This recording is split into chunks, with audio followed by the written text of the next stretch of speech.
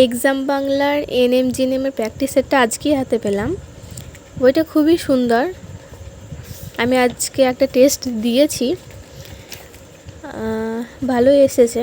কিন্তু প্রথমেই এখানে খুব ভালো লেগেছে যেটা 2023-24-এর সাথে সাথে 22-এর শিফট 1 শিফট 2 এর বিগত বছরের প্রশ্নোত্তরগুলো দিয়েছে।